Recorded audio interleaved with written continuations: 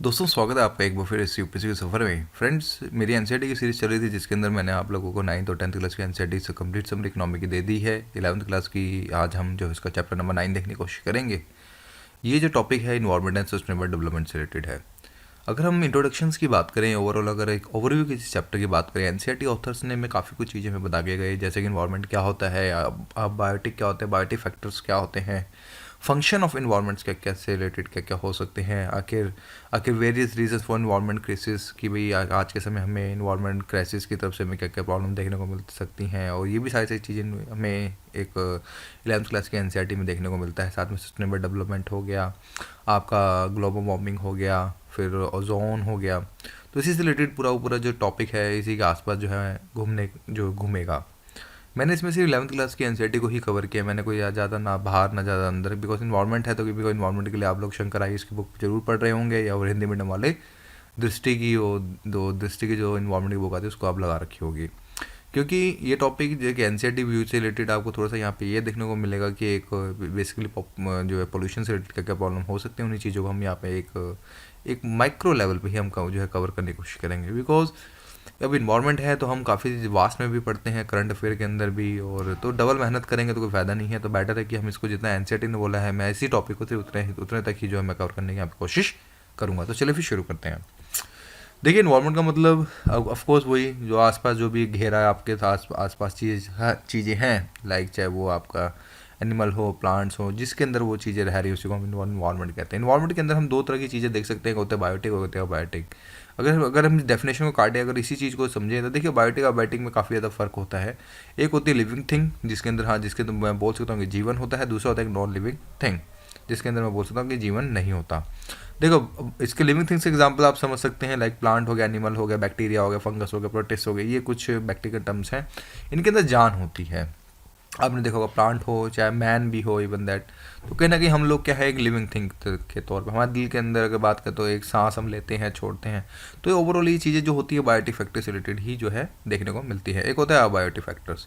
Abiotic factor means in the sense like water, इसके अंदर जान नहीं, ठीक है जान ये के लिए है ये, लेकिन इसके अंदर खुद जान नहीं होती। इसी तरह लाइट, मिनरल्स, एयर और ये सॉइल, इस टाइप के थिंग्स को हम ओवरऑल बात करें तो इनको हम बायोटिक फैक्टर्स के तौर पर हम देखने की कोशिश करते हैं। अब थोड़ा आगे बढ़ते हैं, फंक्शन ऑफ इन्वायरमेंट को समझने की कोशिश करते हैं एक एनसीईआरटी बेस के ऊपर। देखिए, अगर हम बात करें इन्वायरमेंट जो सप्लाई करता है, अगर पर्यावरण से रिलेटेड हम बात करें वो क्या करता है, ऑफकोर्स बहुत renewable and non renewable sources का प्रोडक्शन करता है। अगर बात करें पर्यावरण की तो कहीं ना कहीं हमें ये चीज़ें देखने को मिलती है, रिन्यूएबल नॉन रिन्यूएबल सोर्सेज का हमें प्रोडक्शन जो है हमें देखने को मिलता है। तो ओवरऑल देखा जाए तो प्रोडक्शन ही के तौर पे हमें देखने को चीज़ें मिलती हैं। इसी तरह दोस्तों देखो, इन्वायरमेंट जो होता है एस्टिमुलेट्स वेट्स करता है, यानी कि अगर हम बात करें इन्वायरमेंट जो वेट्स, जो हमारे वेट्स जो वेस्टेज जो निकलती है इन्वायरमेंट से रिलेटेड, इवन दैट हमारे देश के अंदर या फिर हम पूरे वर्ल्ड के अंदर देखें तो उसको भी कहीं ना कहीं कंट्रोल करने की कोशिश करता है। आपने देखा होगा हमारे देश के अंदर बैक्टीरिया और ये फंगस जो होते हैं सो जो वेस्ट को जो ख़त्म कर देते हैं अगर बात करें तो जिस वजह से ओवरऑल इन्वायरमेंट एक तरह से डाइजेस्ट करने की कोशिश करता है जितना उसके बस में होता है। लेकिन फिर भी कुछ जो कुछ चुनौतियाँ होती हैं वो हम आने वाले टाइम में, अब आने वाली स्लाइड्स में कवर करेंगे कि आज के समय आखिर क्यों इन्वायरमेंट जो है पोल्यूशन हमें देखने को मिल रहा है, पहले इतना नहीं होता था, क्या रीजंस हैं उसके पीछे।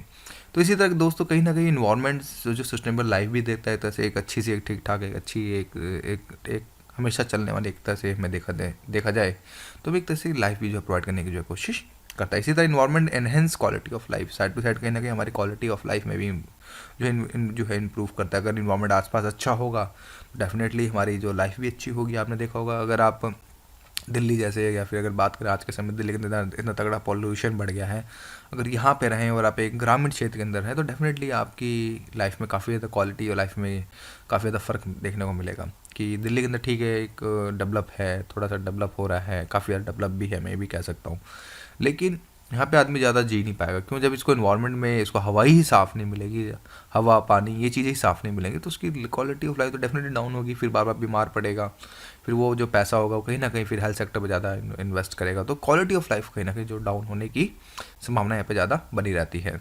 तो यहाँ पे एक चीज़ हमें यहाँ पे निकल के आती है कि देखिए environment is able to perform these function without any interactions or as long as demand of these functions are within the carrying capacity। कहने का तात्पर्य यहाँ पे देखिए सिंपल सा है कि इन्वायरमेंट ये सारी चीज़ें ये परफॉर्म बड़े प्यार से कर सकता है एनी कुछ डिस्टर्बेंस के हिसाब से, कोई भी किसी भी डिस्टर्बेंस के हिसाब से, लेकिन ये जब तक ही परफॉर्म कर सकता है जब तक इसकी कैपेसिटी के ऊपर होता है। फॉर एग्जांपल कैपेसिटी क्या होता है, पहले कैरिंग कैपेसिटी से पहले हम कैपेसिटी को समझते हैं। मान लीजिए आप ही हैं, मान लीजिए आप अब एक नॉर्मल इंसान एक 2 हाथ से कितना वेट उठा सकता है?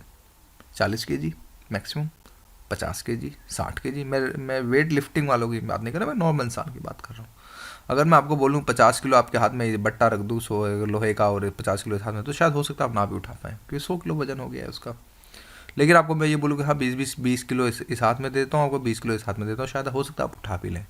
लेकिन अगर जहाँ बात आती है 100 किलो की, तो वो आपकी कैपेसिटी से बाहर होता है। तो इसी तरह इन्वायरमेंट का भी यही हिसाब होता है। आज के समय अब इन्वायरमेंट की अगर बात करें तो जो कैरिंग कैपेसिटी काफ़ी कम होती जा रही है। पहले क्या था, ज़्यादा थी, क्योंकि जो पॉपुलेशन थी कम थी हमारे देश में, इंडस्ट्रीज़ कम थी, पूरे वर्ल्ड की मैं बात कर रहा हूँ। कहीं ना कहीं जब ये औद्योगिक क्रांति स्टार्ट हुई, जब उसी के बाद इन्वायरमेंट के ऊपर काफ़ी ज़्यादा रॉन्ग इम्पैक्ट देखने को मिला। उससे पहले इन्वायरमेंट जो अपने अंदर डाइजेस्ट कर लेता था, कुछ छोटी मोटी छुटपुट चीज़ें भी होती थी, तो वो कहीं ना कहीं एडजस्ट धीरे धीरे टाइम के हिसाब से कर लेते। लेकिन अब ऐसा टाइम नहीं रह गया है। तो ओवरऑल जिस वजह से जो है आज की बात करें तो कैरिंग कैपेसिटी जो इसकी क्षमता होती है इन्वायरमेंट की, वो खत्म होती जा रही है दिन पे दिन। क्यों? पेड़ इतने बचे नहीं रह पा रहे, तो क्यों? क्योंकि अगर बात करें इन्वायरमेंट में जितने ज़्यादा पेड़ होंगे उतने कैरिंग कैपेसिटी ज़्यादा इंक्रीज होगी। वो पेड़ अब दिन पे दिन आज के दिन खत्म होते जा रहे हैं। लोग अपने आर्थिक व्यवसाय के तौर पे इकोनॉमिक डेवलपमेंट के चक्कर में पेड़ों को काट रहे हैं। तो जिस वजह से कहीं ना कहीं इनडायरेक्टली फिर इसका जो इम्पैक्ट इन्वायरमेंट पे भी जो हमें नेगेटिव इम्पैक्ट हमें देखने को मिल रहा है। इसी की जैसे फिर अगर हम थोड़ा सा और देखें फंक्शंस के तौर पे, देखिए अगर कैरिंग कैपेसिटी की बात करें, देखिए 2 थिंग्स के ऊपर निर्भर करती है बेसिकली, या फिर देखिए 2 ऑप्शन हो सकते हैं। जैसे कि रिसोर्सेज एक्सट्रैक्शंस होते हैं, should remain below the rate of resources generation. यानी कि देखिए कहने का तात्पर्य ये है कि देखिए जितने ज़्यादा रिसोर्सेज अगर हमारे देश के अंदर इन्वायरमेंट से रिसोर्सेज जितना जनरेशन हो रहे हैं, उसकी जो निष्कर्षता हो वो बहुत ज़्यादा कम हो। फॉर एग्जांपल जैसे कि एक एग्जांपल के तौर पर इस चीज़ को समझते हैं, आपने देखा होगा हमारे देश के अंदर कोयला खान से रिलेटेड कोयला खनन होता है, उस पर काफ़ी ज़्यादा प्रतिबंध लगाने की कोशिश करी जाती है, क्योंकि उससे कहीं ना कहीं जो इन्वायरमेंट के ऊपर काफ़ी ज़्यादा एक नेगेटिव इम्पैक्ट हमें देखने को मिलता है। तो कहने का तात्पर्य यहाँ पे ये है कि अगर आप रिसोर्सेज को जितना ज़्यादा आप बर्बाद कर रहे हैं, जितना ज़्यादा आप एक्सट्रैक्शन कर रहे हैं, उसको जितना ज़्यादा कम होगा, और जितना रिसोर्सेज जनरेशन जितना, यानी कि देखिए सिंपल सी बात है, आदमी खाना बनाना और खाना खाना, यानी कि बनाने का काम ज़्यादा होना चाहिए और खाने का काम कम होना चाहिए। इसका मतलब यहाँ पे हमें ये चीज़ देखने को मिलती है। सेकंड पॉइंट इसमें ये देखने को मिलता है कि generation of the wastage should remain with in the absorption capacity of the environment. जो जनरेशन ऑफ वेस्टेज है, जितना ज़्यादा हम वेस्ट अगर हम कम करेंगे, और उसका इवन दैट इन्वायरमेंट का जो एब्जॉर्बेशन कैपेसिटी ज़्यादा है, तो फिर ये कैरिंग कैपेसिटी जो होगी वो ज़्यादा हमारी निर्भर करेगी, जितना उतनी ज़्यादा निर्भर करेगी। यानी कि सिंपल सी बात है कि वेस्टेज जो है बहुत ज़्यादा, जो वेस्टेज है वो कम हो, और जो जिस वजह से अगर वेस्टेज कम होगी तो जो इन्वायरमेंट की ऑब्जर्वेशन जो कैपेसिटी होगी वो भी ज़्यादा, जो काफ़ी ज़्यादा जो है बढ़ेगी, जो यहाँ पे बढ़ेगी। तो अगर ये कंडीशंस अगर फुलफिल नहीं हो रही है, तो कहीं ना कहीं फिर हमें इन्वायरमेंट के ऊपर हमें क्राइसिस देखने को मिलता है। देखिए एब्जॉर्बिंग कैपेसिटी का मतलब यहाँ पे यही होता है कि ability of the environment to absorb degradations, यानी कि एब्जॉर्बिंग कैपेसिटी जितनी ज़्यादा होगी उतनी ज़्यादा, फिर अगर बात करें तो डिग्रेशन उतना ज़्यादा, अगर बात करें उतना ज़्यादा कम होगा। यानी कि अब्जॉर्ब करना, डिग्रेशन को जो है बिल्कुल कम करना। यानी कि हमें देखा जाए तो जिस वजह से हमें जो एक स्वस्थ इन्वायरमेंट की हम जो है संकल्पना हम करने की जो है कोशिश करते हैं। दोस्तों इसी की जैसे अगर हम बात करें अगर हम रीजंस की बात करें, कुछ क्राइसिस रिलेटेड इन्वायरमेंट क्राइसिस के, देखिए पहले तो पॉपुलेशन एक्सप्लोरेशन आपने देखा होगा हमारे देश के अंदर, पूरे वर्ल्ड के अंदर एक पॉपुलेशन का तो बहुत ज़्यादा इंक्रीमेंट हो रहा है। आपने देखा होगा सभी तबके कहीं ना कहीं हर एक देश जो है कहीं ना कहीं पॉपुलेशन एक्सप्लोरेशन हो रहा है। साइड आपने देखा होगा इन पास इंडस्ट्रियल रिवोल्यूशन भी हुआ था, जिससे काफ़ी ज़्यादा जो पोल्यूशन निकला था, और कहीं ना कहीं एक ओवर एक्सप्लॉयटेशन हमें जो है रिसोर्सेज का हमें देखने को मिला था। Extraction of both renewable non renewable resources, आज के समय कहीं ना कहीं हमें ये भी देखना मिला कि नॉन रिन्यूएबल रिसोर्सेज जो है रिन्यूएबल रिसोर्सेज जो है उनका भी हमें काफ़ी ज़्यादा देख रहे होंगे, हम एक ओवर बढ़ने की तरफ आगे बढ़ रहे हैं। तो कहीं ना कहीं हमें ये चीज़ें भी आज के समय क्राइसिस की तरफ में देखने को मिलती हैं। And lot of the congestion and production standard of the develop country, आपने देखा होगा कि lot of congestion and production standard of develop country, आपने ये भी देखा है कि देखिए अमेरिका के अंदर मैं आपको एक चीज़ फैक्ट बताऊं कि अमेरिका के अंदर बिजली की जो खपत होती है, जो इलेक्ट्रिसिटी खपत होती है, इंडिया के हिसाब से ऑलमोस्ट 40 गुना ज़्यादा होती है। आप समझ रहे हैं मेरी बात? 40 गुना, यानी 40% नहीं, 40 टाइम्स जो एक अमेरिकन जो होता है वो maximum capacity means electricity absorb ज़्यादा करता है, कंजप्शन ज़्यादा करता है रेदर देन अगर हम बात करें इंडियन कैपेसिटी की बात करें तो जिस वजह से कहीं ना कहीं अगर हम देखें तो कंजप्शन और प्रोडक्शन से रिलेटेड डेवलप और डेवलपिंग कंट्रीज़ में काफ़ी ज़्यादा चेंजेस हमें देखने को मिलते हैं। फॉर एग्जांपल जैसे कि आपने देखा होगा कि आज के समय हम लोग अगर हम और भी चीज़ें देख सकते हैं कि और एग्जांपल्स के तौर पे, जैसे कि अभी मैंने तो आपको एग्जांपल दिया इलेक्ट्रिसिटी का, इवन द रिसोर्सेज का भी अगर हम बात करें, पेट्रोल कंजप्शन की भी बात करें, तो हमारे देश में पेट्रोल कंजप्शन इतना ज़्यादा नहीं है जितना रेदर देन अगर हम बात करें फॉरेन कंट्रीज़ के हमें देखने को मिलता है। तो ये सब चीज़ें कहीं ना कहीं हमें फिर इन्वायरमेंट क्राइसिस की तरफ हमें जो है आगे लेने की जो है आगे बढ़ाती हैं। अगर देखिए बेसिक कंसेप्ट्स को देखिए, रिन्यूएबल रिसोर्सेज क्या होता है और नॉन रिन्यूएबल रिसोर्सेज क्या होते हैं। देखिए दोस्तों, रिन्यूएबल रिसोर्सेज वो होते हैं जो कभी ख़त्म, अगर बात करें जो कभी जो है ख़त्म नहीं होते, लाइक सन एनर्जी हो गया, सोलर एनर्जी हो गया, हाइड्रो पावर एनर्जी हो गया, फिर इसी के जैसे फिर आपका और भी विंड एनर्जी हो गया, बायोमास एनर्जी हो गई। ये सारी चीज़ें ये होती हैं जो रिन्यूएबल रिसोर्सेज में हमें कम जो करी जाती हैं, जो कभी भी ख़त्म नहीं होती हैं। नॉन रिन्यूएबल रिसोर्सेज में होती हैं कि हाँ एक बार तो यूज़ हो गया, फिर इनका दोबारा से जो है अगर बात करें इनको दोबारा से उपयोग लाना बहुत ज़्यादा मुश्किल होता है, ख़त्म हो जाते हैं। लाइक फॉसिल फ्यूल्स हो गया, फ्यूल ऑयल हो गया, कोल हो गया, फिर side to side nuclear energy भी हो गया, फिर नेचुरल गैसेस भी हो गई। ये सारी चीज़ें जो होती हैं ख़त्म हो जाती हैं। अगर हम डिफरेंसेस की बात करें तो देखिए the renewable resources which can be used without the possibility of the resources of becoming depletion और एक्सॉर्टेड। इसका मतलब ये है कि इसको हम यूज़ कर सकते हैं विदाउट ख़त्म होते हुए, और नॉन मीन्स इसको हम जो है अगर बात करें तो हम इसको जो है ये ख़त्म हो सकता है, मीन नहीं हो सकता है ये चीज़। नॉन रिन्यूएबल सोर्सेज में यही हो गया कि इसमें एक्सट्रैक्शन एंड यूज़ हम कर सकते हैं और ये काफ़ी ज़्यादा जो है ख़त्म हो जाते हैं। एग्जांपल्स लाइक ट्रीज़, फॉरेस्ट हो गया, फिशिंग इन द ओशियंस हो गया, फॉर एग्जांपल फॉसिल फ्यूल्स हो गए। तो इसमें इसे जो मैंने आपको यहाँ पे अभी बैक स्लाइड होता है, ओवरऑल इसी को मैंने डेफिनेशन फॉर्म में बता दिया है आपको। देखिए दोस्तों, two basics problems related to the environments, यही हम देखें बेसिक प्रॉब्लम्स जो एनसीईआरटी में हमें कवर करने की कोशिश ये करी गई है कि प्रॉब्लम ऑफ पॉल्यूशंस की। देखिए पहली बात तो भाई प्रॉब्लम ऑफ पॉल्यूशंस आज के समय में इन्वायरमेंट के तौर पर हमें देखने को मिल रही है, और बाद में ये भी हमें देखने को मिलेगा कि problem of exploitation of the natural sources, हमें ये भी चीज़ें देखने को मिलेगी। अगर हम चीज़ों को विश्लेषण करें तो कहीं ना कहीं एक्सप्लॉयटेशन ऑफ नेचुरल रिसोर्सेज में हमें देखने को चीज़ें मिल रही हैं। ये कहीं ना कहीं एक्सप्लॉयटेशन कुछ चीज़ें हमें इस तरह से देखने को मिल रही है जिस वजह से हमारा जो इन्वायरमेंट से रिलेटेड हमारे कंसर्न्स, ये चीज़ें हमें देखने को मिलती हैं। फॉर एग्जांपल यहाँ पे हमें बताया गया एनसीईआरटी में 4 तरह की मेजर प्रॉब्लम्स बताई गई कि जैसे कि एयर पोल्यूशन हो गया, वाटर पोल्यूशन हो गया, नॉइस पोल्यूशन हो गया, लैंड पोल्यूशन हो गया। लेकिन अगर हम थोड़ा सा एक वास्ट व्यू देखें, थोड़ा सा ब्रॉड व्यू, तो कहीं ना कहीं एयर, वाटर, लैंड तो है ही, नॉइस तो है ही, तरह की थर्मल और न्यूक्लियर भी आज के समय में देखें तो काफ़ी ज़्यादा प्रॉब्लम्स हमें देखने को मिलती है। थर्मल में आपका साइड टू साइड न्यूक्लियर का तो बहुत बता, जैसे कि आप देखिए रशिया में, और इवन दैट ये जो चैनल हुआ था, ब्लास्ट हुआ था, कितना था उसका एक नेगेटिव इम्पैक्ट हमें देखने को मिलता है। फिर ही अभी जापान के अंदर भी हमें देखने को मिला, तो एक रेडिएशंस निकलनी स्टार्ट होती हैं, जिस वजह से काफ़ी ज़्यादा आज के समय न्यूक्लियर को भी एक बहुत बड़े पोल्यूशन के तौर पे हम चीज़ें देख सकते हैं। दोस्तों अब फिर एनसीईआरटी ने हमें फिर ग्लोबल वार्मिंग की तरफ भी थोड़ा सा लेके गया। देखिए global warming in the sense बात करते हैं कि एवरेज टेम्परेचर का बढ़ जाना। आपने देखा होगा कि भी बात ही एक, अगर बात करें न्यूजीलैंड के पास, अगर छोटा सा एक आइलैंड है न्यूजीलैंड के उसी तरफ है, तो मतलब कि ऑस्ट्रेलिया और न्यूजीलैंड के उसी तरफ है, तो वहाँ पे एक जो की भी बाती है वो अगर बात करें तो कहीं ना कहीं वो आज के समय डूब रहा है धीरे धीरे due to the global warming. Global warming में ये होता है कि एवरेज जो टेम्परेचर होता है वो इंक्रीज़ होना स्टार्ट हो जाता है। CO2 का ज़्यादा अगर बात करें, जो मैनमेड जो इंक्रीज़ है, कार्बन डाइऑक्साइड है जो है, ग्रीन हाउस इम्पैक्ट बहुत ज़्यादा करता है। देखिए दोस्तों, ग्रीन हाउस ये होता क्या है, पहले तो इसी चीज़ को समझते हैं। देखिए ग्रीन हाउस का मतलब यहाँ पे यही होता है कि फॉर एग्जांपल मान लीजिए यहाँ पे ये एक शीशे की दीवार है, सन की रेज इसके मान लीजिए ये पूरा एक ऐसे है इस टाइप का, और सन यहाँ पे है और ये इसकी रेज अंदर आ रही है। तो सन की क्या होती है, जो देखिए रेज तो अंदर आ जाती हैं शीशे के अंदर, लेकिन बाहर नहीं जा पाती। तो सेम इसी तरह हम CO2 में जैसे कि फॉर एग्जांपल हम देखो, अगर आपके पास गाड़ी हो, आप जैसे कि धूप के अंदर, जैसे हॉट डेज़ के अंदर, लाइक मई जून के अंदर, अगर आप गाड़ी को शीशे बंद कर दें और धूप में खड़ी कर दें, तो जैसे ही आप खिड़की खोलेंगे तो उसके अंदर से अलग से गर्मी आपको निकलती है।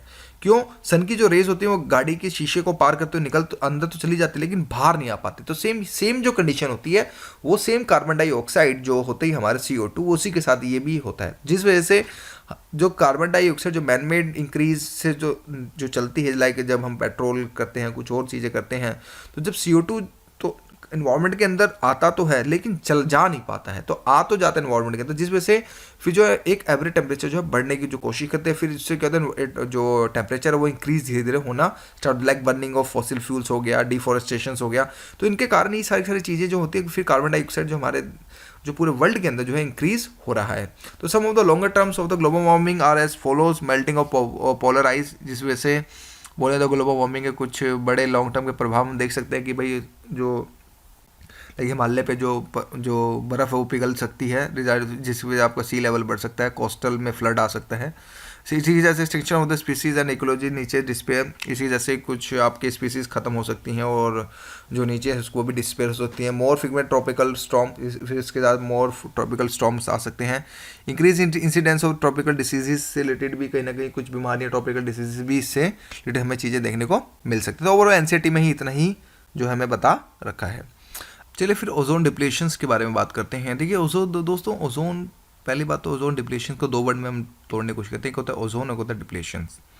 देखिए ओजोन क्या होता है, ये हमारे लिए बहुत ही प्रोडक्टिव लेयर होती है एक तरह से हम बात करें तो। ये कहीं ना कहीं हमारे जो स्ट्रेटोफेयर, जो हमारे आसमान में जो आपने देखा होगा कुछ 4 तरह की लेयर्स हमें देखने को मिलती है, जिसमें स्ट्रेटोफेयर एक आती है सेकंड नंबर पे, तो उस पर कहीं ना कहीं ये प्रोटेक्टिव लेयर की तरह काम करती है हमारे देश, ताकि हमारे जो कैंसर ना हो सके, इस तरह की थिंग्स हमें देखने को मिलती है। ये जो अगर बात करें जो सन की जो रेज होती हैं, जिसमें से जो एक हानिकारक जो किरणें निकलती हैं, तो उसको ये ओजोन जो है बेसिकली जो प्रोटेक्ट करती है हमें, ताकि वो हानिकारक किरणें जो हम जैसे इंसानों को तरफ ना बढ़ सकें, जिस वजह से कैंसर की बीमारी या फिर हमारी स्किन का फट जाना या फिर मुंह में छेद हो जाना, कुछ तरह की थिंग्स हमें नहीं हो, तो जिस वजह से ओजोन जो है ओवरऑल हमें प्रोटेक्ट करती है। लेकिन कहीं ना साइंटिस्ट ने ये निकाला कि कहीं ना कहीं ये डिप्लीमेशंस भी होने की कोशिश कगार कर रहा है।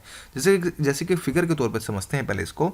देखिए दोस्तों, फिगर अगर बात करते हैं 1984 से लेकर 1997 तक का कुछ हमें एक एनालिसिस, ये हमें ये चीज़ लोग यहाँ पे ये बोलते हैं कि देखिए जो पहले क्षेत्र बिल्कुल बहुत कम था, लेकिन अब आज के समय बात करें तो क्षेत्र काफ़ी ज़्यादा बड़ा होता जा रहा है। इसके पीछे रीजंस हैं, क्योंकि देखिए सीएफसी जो होती है, स्पेशली सीएफसी की बात करें तो इसमें एरोसोल्स टाइप के या फिर रेफ्रिजरेंट्स या फिर सॉल्वेंट टाइप के जो हानिकारक तत्व होते हैं, वो चीज़ें जब हम निकालते हैं तो वो इन्वायरमेंट के अंदर जाके मिक्स हो जाते हैं। जब वो मिक्स हो जाते हैं तो सनलाइट्स के थ्रू वो सीएफसी से जो क्लोरीन को रिलीज़ कर देता है। देखिए अगर थोड़ा साइंटिफिक चलें, थोड़ा सा टेक्निकल थोड़ा सा चलें तो उसको समझने की कोशिश करें।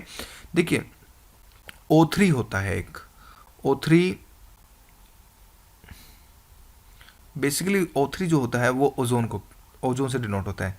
और आपको पता होगा कि आपने एक होता है O2 जिसको हम ऑक्सीजन से कहते हैं। तो जब सनराइज की जब सनलाइट पड़ती है और जब इसमें, क्योंकि देखिए सीएफसी के अंदर क्लोरीन होता है, तो क्लोरीन क्या करता है बेसिकली, क्लोरीन जब रिएक्ट होता है ओजोन से, तो इसके अंदर ओजोन जब O3 से जब रिएक्ट होता है, जब ये क्लोरीन जब O3 से रिएक्ट होता है तो ये एक जो अणु होता है उसको डिस्ट्रॉय कर देता है, फिर वो चीज़ जो है ऑक्सीजन में कन्वर्ट हो जाती है। तो इसी तरह ये जो प्रोसेस है ये चलता रहता है, ये लॉन्ग टाइम पे जो प्रोसेस जो है बेसिकली जो है ये चलता रहता है। तो जिस वजह से ओजोन जो होते हैं, फिर जिसके कारण जो होती है इसी CFC HFC के और हेलोन के द्वारा ये फिर हमारी ओजोन लेयर को बहुत ज़्यादा जो है पतला जो है यहाँ पे कर देते हैं कि सेम इस टाइप के थिंग्स में, क्योंकि CFC HFC VOC जो है हार्मफुल जो अल्ट्रा वाले रेस को कम करने की कोशिश करते हैं, लेकिन जब हम CFC और इसका HFC और हेलोन को जब यूज़ करते हैं तो फिर यही फिर रेज जो होता है धरती तक आती हैं, फिर लोगों के बीच में कैंसर्स की प्रॉब्लम्स, काफ़ी ज़्यादा प्रॉब्लम्स, स्किन प्रॉब्लम्स रिलेटेड हमें काफ़ी ज़्यादा प्रॉब्लम हमें देखने को मिलती है। तो ओवरऑल अगर बात करें तो ओजोन डिप्लीशन इसी के तौर पर ही पूरी की पूरी चीज़ें हमें यहाँ पे जो है बताई गई कि अल्ट्रावायलेट से होती है earth causing damage to the living organisms.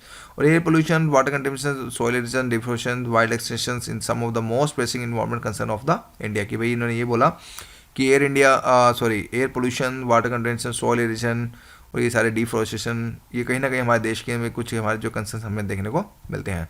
दो the priority issues identified to India is that land irrigation, यानी कि भाई भूमि का जो एक बहुत बात करें तो काफ़ी ज़्यादा निम्न तौर पे हमें देखने को मिलती है कि decline in overall the quality of the soil. कि भाई पहले तो ये ऐसा होता था कि जैसे मान लीजिए एक हेक्टेयर में मान लीजिए 100 किलो गेहूँ निकल रहा है, लेकिन आज के समय एक हेक्टेयर पे वही 50 किलो निकल रहा है, because due to the degradations, कि बार बार उस पर हम खेती कर रहे हैं, फिर बाद में लैंड का ख्याल नहीं रखते, जिससे डिग्रेडेशन हमें देखने को मिलती हैं। इसी तरह दोस्तों फिर बायोडाइवर्सिटी लॉस हमें देखने को मिलता है आज के समय, कि हमारी आज के समय अगर देखें नॉर्थ ईस्ट में जाए तो कितने ज़्यादा पेड़ काटे जा रहे हैं, वो बायोडाइवर्सिटी लॉस काफ़ी ज़्यादा हमें देखने को मिलती है। फिर एयर पोल्यूशन भी side to side management of the fresh waters, और साथ में सॉलिड वेस्ट मैनेजमेंट, ये कुछ थिंग्स हैं कि सॉलिड वेस्ट मैनेजमेंट के तो हम ज़्यादा ध्यान नहीं रखते, सारी की सारी चीज़ें मिक्स कर देते हैं। मैनेजमेंट ऑफ फ्रेश वाटर हमारी तरफ से आज के समय क्रिटिकल है, बहुत ज़्यादा एक फ्रेश वाटर से रिलेटेड काफ़ी ज़्यादा प्रॉब्लम्स आती है, स्पेशली दिल्ली में आए, मेट्रो सिटीज़ में आए तो लोग घंटों घंटों बार इंतज़ार करते हैं, फिर मजबूरी में पानी की बोतलें खरीदने पड़ती हैं। वो लोग तो अफोर्ड करते हैं, जो खरीद लेते हैं, जो नहीं कर पाते वो बेचारे प्यासे मरते हैं। तो ये सारी चीज़ें आज के समय अगर बात करें तो प्रायोरिटी इशूज़ अगर बात करें तो इंडिया के तौर पर हमें देखने को मिलती हैं। तो देखिए some of the factors responsible for the land degradation के तौर पे हम देख सकते हैं कि आखिर लैंड से डिग्रेडेशन से रिलेटेड क्या क्या फैक्टर्स हमारे हो सकते हैं। लॉस ऑफ द वेजिटेशन अग्रीन ड्यू टू द डिफॉरेस्टेशन अगर कर दिया था, जंगलों को काट दिया जाता है। फॉरेस्ट फायर्स, ओवरग्रेजिंग, देखते होंगे कि फॉरेस्ट फायर अभी उत्तराखंड के अंदर लगी थी, ओवरग्रेजिंग, जैसे कि आप अगर आप आएँ तो हिमाचल साइड में तो ओवरग्रेजिंग के तौर पर हमें चीज़ें देखने को मिलती हैं। इन प्रॉपर कोऑपरेशन, पता ही नहीं कोऑपरेशन में कौन सी चीज़ें हम कौन सी चीज़ें लागू करनी चाहिए, तो वो उनका पता नहीं। Encroachment into the forest land, forest lands की तरफ फिर जनसंख्या का दबाव बढ़ना कि फॉरेस्ट लैंड की तरफ ही पेड़ वेड़ काट के फिर वहाँ पे घर बनाने की कोशिश करते हैं। शिफ्टिंग कल्टीवेशन, हमने देखा होगा नॉर्थ ईस्ट की तरफ जो shifting cultivation side to side हमें देखने को मिलती है। फिर और भी काफ़ी सारी चीज़ें like fertiliser, pesticization, improper planning and the management of irrigation systems, फिर extraction of the ground water in the excess of the recharge capacity, extraction of the ground water हम बहुत ज़्यादा कर रहे हैं लाइक पंप्स के द्वारा, specially अगर एग्रीकल्चर की फील्ड में बात करें, रिचार्ज कैपेसिटी इनकी हो ही नहीं पाती है, सारा का सारा पानी वेस्ट हो जाता है, फिर जिस वजह से फिर हमारे और भी सारे जो अगर बात करें काफ़ी बीमारियाँ हमें देखने को मिलती हैं हमारी, और poverty of the agriculture dependent peoples, और नॉन एडिशन और educate soil conversations, Chipko movement, और ये कुछ हमें एग्जांपल्स हमें देखने को मिलते हैं जो लैंड, जो स्पेशली जो बात करें जो लैंड डिग्रेडेशन। देखिए दोस्तों, कहने का मतलब ये है कि देखिए जब भी सारी प्रॉब्लम्स हुई like extraction of ground water, poverty, क्योंकि हमारा देश अभी भी आज के समय एग्रीकल्चर पर डिपेंडेड है, और आज के समय हम भी जो है सॉइल कन्वर्सेशंस मेजर्स के ऊपर ज़्यादा फैक्ट नहीं कर रहे हैं, तो उसी के हाल ही में फिर तौर पर चिपको मूवमेंट और पीको मूवमेंट्स जो हमें देखने को मिलते हैं, ये कुछ राइट्स फॉर राइट्स की तरफ हमें जो है इशारा करते हैं। फिर जैसे अगर हम बात करें लैंड डिग्रेडेशन में, फिर गवर्नमेंट ने सेटअप कर दिया कि सेंट्रल पोल्यूशन कंट्रोल बोर्ड भी स्टार्ट किया गया 1974 में, जिसमें बेसिकली इनका काम होता था कि भाई board investigate, collect and estimate information related to water, air and pollution, lay down standard of the sea waste and influent emissions. Government ने इन्होंने control pollution central pollution control board को इस्टेब्लिश किया 1974 के अंदर। और कहीं ना कहीं इनका काम ये होता था कि सब कुछ सारी चीज़ें एयर और पोल्यूशन जो एयर और वाटर भी जो है उसके निगरानी के तौर पे करना था। अब चलते हैं आगे दोस्तों सस्टेनेबल डेवलपमेंट के। देखिए इन सिंपल मीनिंग में बात करें, देखिए इकोनॉमिक, इन्वायरमेंट, जो हमारे सोशल कम्युनिटी होते हैं, इन बीच का जो मिलाप निकलता है कि जिसके अंदर हाँ इकोनॉमी भी हो, इन्वायरमेंट भी हो, सोशल कम्युनिटी भी हो, तो उसको हम सस्टेनेबल डेवलपमेंट कहते हैं। सस्टेनेबल डेवलपमेंट का मतलब देखिए दोस्तों यही होता है कि बेसिकली मान लीजिए अगर हम आज के समय विकास कर रहे हैं, वो आने वाले टाइम में हमारे जो आने वाले टाइम में जो भी जनरेशन हो उसको भी इसी टाइप का ही विकास मिले, मीन्स उनको किसी विकास में कॉम्प्रोमाइज़ ना करना पड़े। That's called sustainable development.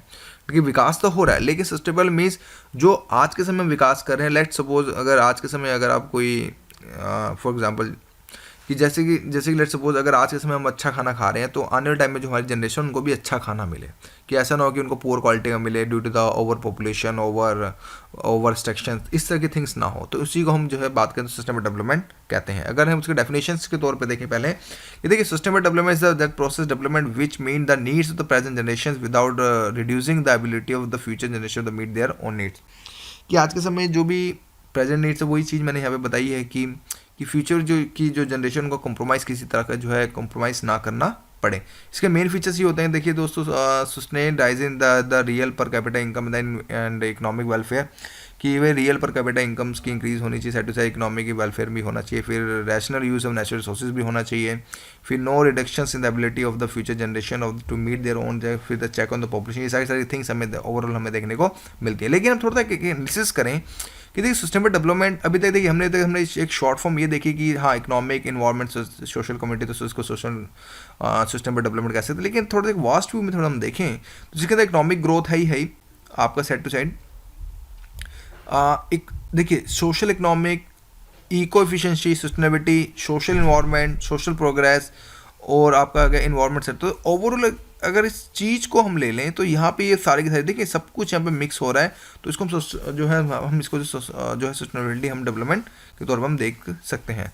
तो देखिए दोस्तों, अब बात करें स्ट्रेटेजी फॉर सस्टेनेबल डेवलपमेंट, देखिए यहाँ पे ये चीज़ें हो सकती हैं। देखिए use of non commercial sources of energy, कि हमें नॉन कमर्शियल जो है सोर्सेज का जो है एनर्जी का जो हमें यूज़ करना चाहिए। लाइक अगर बात करें क्लीन हमें फ्यूल्स का यूज़ करना चाहिए, like gobar gas in the rural area और CNG in the urban area. Use of the social energy की हम बात करें तो विंड्स पावर्स, फिर shift to the organic farming, free cycle the waste, public means of transportation, traditional knowledge and efficiency of mini hydrogen plant और bypass control. ये सारी चीज़ें अगर हम करेंगे तो डेफिनेटली जो हमारी स्ट्रेटेजी सस्टेनेबल हमारी हो जाएगी। तो गाइज ये होप ये सीरीज कंप्लीट हुई। So thank you for watching my video.